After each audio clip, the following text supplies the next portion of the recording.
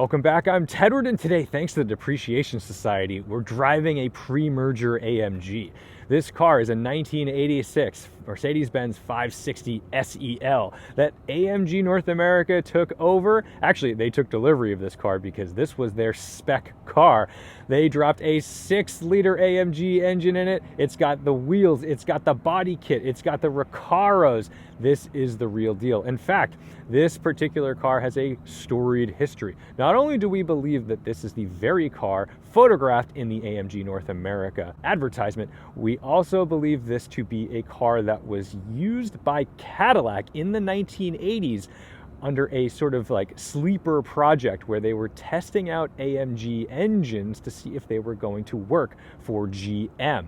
Now, we'll get into the nitty-gritty of the story, but first, let's talk about this car. So, first off, it has seen some miles. This is 111,000 miles on this vehicle. But what I love about these AMGs is they just have the perfect stance.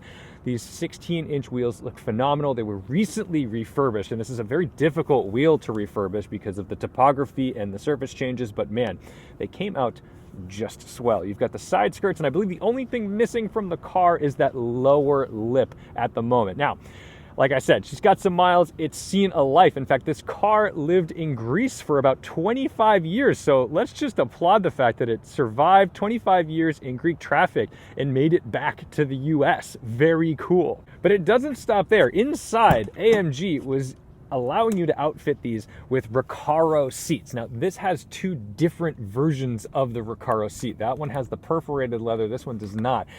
It's not fully clear if the idea for this was because AMG North America wanted to display two different seats or if this was just a replacement seat at some point. So let's get a little bit of AMG history. So AMG is named after the two founders, Albrecht and Melcher, and then the G is Glossesbach. I already can tell everyone's going to be very mad at me for my German pronunciation, but essentially that's the birthplace of Albrecht. In 1983 to 1984, Richard Boxbaum, who is a famous, prolific importer of sort of exotic cars in the United States in the Midwest, well, he meets up with Albrecht at the Paris Auto Show, and they make a deal. Essentially, Boxbaum is going to become AMG North America. He's going to start working on these cars. He's going to be the one who distributes these cars to the US market. Now remember, AMG is not part of Mercedes-Benz at this time. That's why this is a pre-merger car. So AMG was developed by a couple of folks in the late 60s who were like, you know what? We can make a better, faster, more outrageous version of the cars they're building in a Falterbach. And they did. But it was time to expand. So Boxbaum gave them the opportunity to bring these cars to the US shores and start building them here. So what they were doing was, if you were a buyer, you would buy your 560 SEL and you'd send it to Illinois, where then they would punch it up into either a 5.2, 5.4, or the 6-liter. I think those were the options at the time. Not totally sure, but you can correct me, the AMG nerds. And then they'd do the body kit. You could spec it out kind of how you'd like. So this car was one of the examples that AMG North America used in order to sell cars. This was an AMG North America owned vehicle. And we know that because the first owner is under Boxbaum's LLC, and it was actually collected by the later founder of WeatherTech, David McNeil. There's a lot of players to keep in mind, and we're certainly not done. Let's get in the back. Look at this giant limo door, tons of legroom and incredibly comfy seat. But one of the rarest things about this particular car is this tray. This tray table is apparently a really big deal, and if you look, it's gilded in gold, the little cup holder. Apparently, the secretary would take these home, and she would do the gold plating at home after hours. That's how kind of small and niche these things were. Pretty wild stuff. If you look, you've got seat adjustments, seat heaters, 2 phases of seat heaters, and power windows, of course. And then up front, yes, it is business as usual for a W126, which means it's opulent, it's beautiful, it's simple, it's ergonomic, and it's wonderful. In the back, we have debadged the Mercedes things other than the emblem. We've got AMG and a 6.0. So you know that this is the big boy. This is the big leagues when it comes to these AMGs. And check this out. a crazy Alpine sound system. So it certainly takes away from sort of the giant golf club carrying country club S-Class of yore, and makes it into a little bit more of a brutal muscle car for a bad boy. We also believe this to be a car that was used by Cadillac in the 1980s under a sort of like sleeper project where they were testing out AMG engines to see if they were going to work for GM. Under the hood, we've got our M117 bored out to 6 liters. Originally, this was an M117 968, but it was loaned to Cadillac for some time and they blew that engine. So when it came back, they had an M117 963, which is the Euro spec engine, and they put it in this car when they received it back from GM. So this actually has a pretty rare engine for North America. This is not something you see very often, but one of the indicators of an AMG engine is the fact that it has these really steep cams. So when you turn it over, you will be able to hear it. Let's get it started.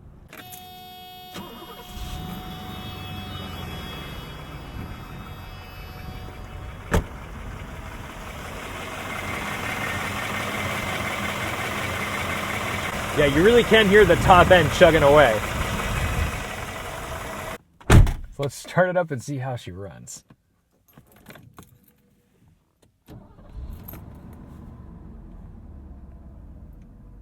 Jumps right to life. There's not a shouty exhaust on this either. It's not gonna wake your neighbors on the startup, which is great, but it's a pretty responsive engine for all that torque. Let's get out there, take it for a drive.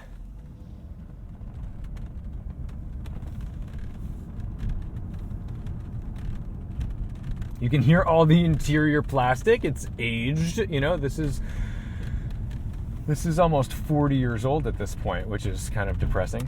In typical Mercedes fashion, it's starting us out in second gear, and that's probably a good thing. Now, when AMG was putting these engines in these cars, they weren't necessarily upgrading the transmissions from what I understand. So, you know, 111,000 miles with a torquey 6-liter that this gearbox wasn't designed for, probably the weakest part of the car is going to be that gearbox. But, you know, we'll just be gentle and roll onto the throttle. We won't stay in it on the upshifts either. We'll maybe pull out a little bit just to make sure that it lives another day.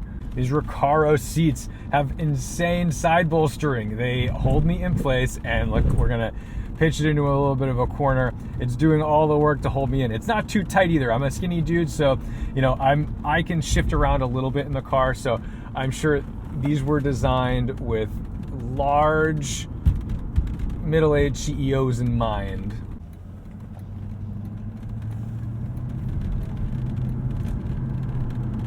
It still shifts pretty smoothly. Now, this car, when it was taken over by GM as a test mule, they had the car for 4 years and they did 17,000 miles on it. By the time it came back, the engine was blown and they replaced it with this Euro spec engine. So we went from the 968 to the 963 engine. There's so much torque out of this 6-liter. Very little throttle is required. A lot of things happen down low. But as you roll into it, it just builds and builds, as it should. Try to put yourself in the 1980s, getting into one of these cars and feeling this kind of power. Definitely must have been pretty wild and exciting, especially if you were somebody who had sports cars. I mean, even if you had, you know, a Testarossa or something, it would have been pretty wild that your daily driver Mercedes AMG had similar power figures.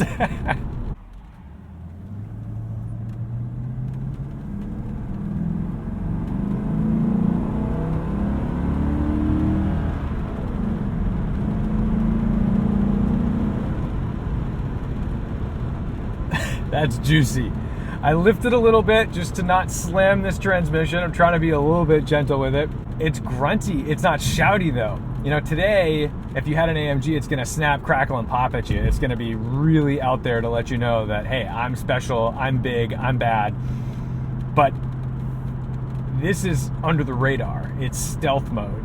And this is the kind of car that you'd take your coworkers out to lunch in, and they just would be blown away by the fact that they're pushed in the back of their seats, you know, riding 5 deep.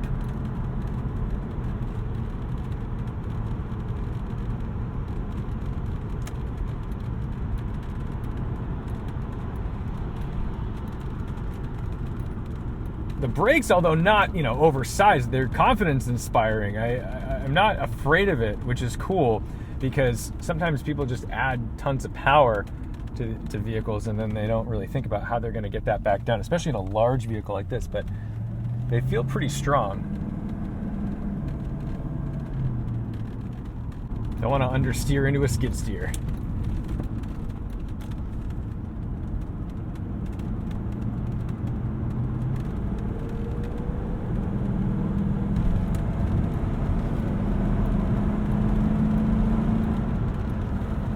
Wow. I mean, by today's standards, it's not fast, but you have to put yourself back in time a little bit. And you also have to put yourself in a position where this is a luxury vehicle and it's a muscle car. And that is really fun. This would be really fun with a 5-speed manual gearbox. But I just think this is a very wildly cohesive package. So car comes back from GM to AMG North America. They dropped a new motor in it. They finessed it a little bit. Now we've got this beast. It's then later sold to a very, very wealthy man in Vermont. This Vermont, let's say billionaire, well, he drives this car a lot because his favorite pizza joint is this Greek pizza place in New Hampshire. So I guess twice a week he's driving this pizza joint and he's taking this car. He puts like 51,000 miles on the car going back and forth for pizza. What a great pizza getter. I'm into it. Well, when it comes time to sell the car, he makes sure that the owner of the pizza place, who always commented on how much he liked this Mercedes, this AMG, made sure that he was going to get the car. So from what I hear, the lore is that he kind of let him name his price. So the owner of this Greek pizza shop buys the car and then ships it to Greece for 25 years.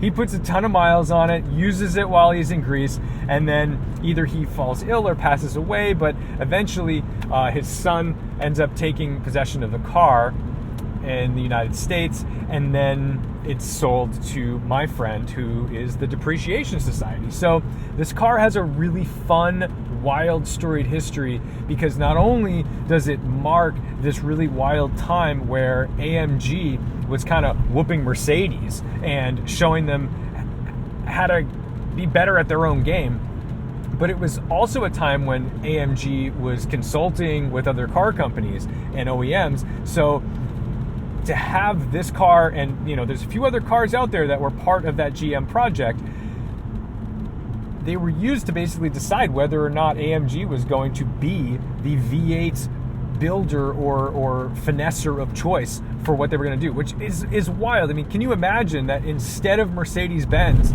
taking stake in AMG, GM did, and you'd have AMG Chevys. I mean, that would be something completely different. That is a different storyline in history. But let's take into consideration how wild it would have been to spend full price on a luxury liner Mercedes-Benz, and that's not enough for you. You've got to send it out to AMG to get built. That was a red light blown.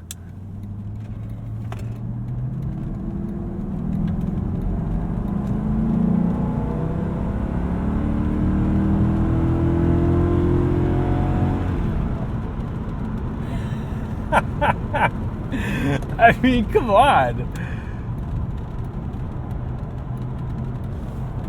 What a sound.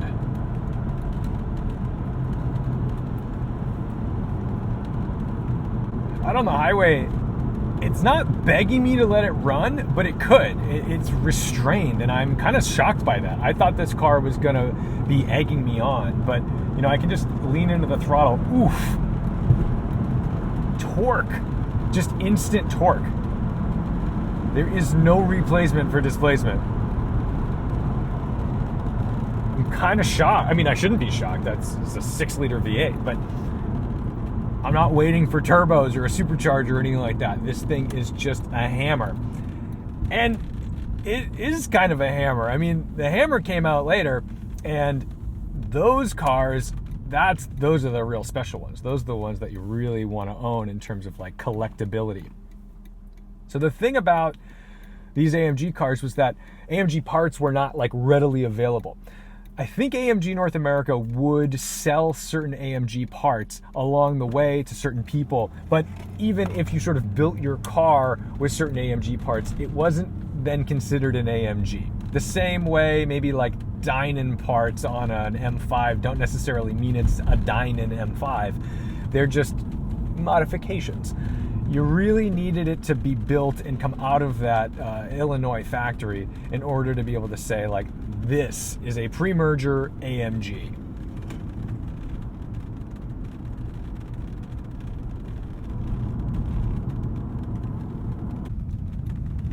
For a big boat, it's like not that difficult to kind of hustle around.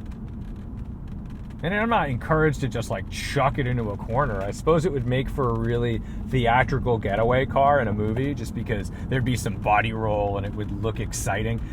But it'll handle it, it'll do it. But I do find myself still wanting to drive it like a limousine. I just feel like it's a limousine with a trick up its sleeve.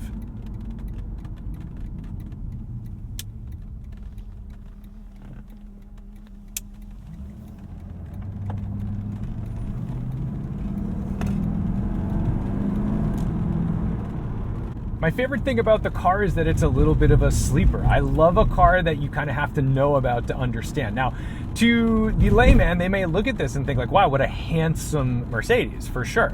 It looks different, it's got great wheels, it's understated, but there's a little bit of flair to it with the bodywork. That's why like a Hammer, an AMG Hammer, looks so extreme and wild, but to the average person, they may not know that's a $400,000 or $800,000 car in an auction block, just because of what it stands for and its history and its rarity, which means that this is a car that you could have understated. There's no wild opulence here. You're not trying to be the Ferrari in the neighborhood, although you might be able to beat the Ferrari off the line. That is special. And that's gone. That's not something that we really have out in the world anymore. Everything is so flashy and out there and in your face with a dozen badges. And today's AMGs, oh boy. There's some AMG badges on some things that are clearly just kind of marketing ploys. And that's to keep up with the Joneses. And that's wild because they started out as sort of disruptors. They were a little more rock and roll than the OEMs because the OEMs weren't investing in the stuff that these guys wanted.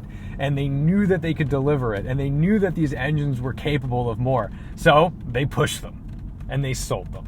But when the caretakers of these cars hunt down the history and really dig into the nitty-gritty to find out where they've been and what they meant and how they shaped the automotive world in period, it's wild. I mean, the owner of this car had to literally go and get correspondence from the former CEO of General Motors to find out if this car was actually used. So another big thanks to the Depreciation Society for a storied Luxo barge. We love that. If you're a pre-merger AMG fan, sound off in the comments. Tell me about your favorite cars. And thank you guys so much for watching, liking, commenting, and subscribing. Don't forget to respect the drive, and I'll see you in the next one.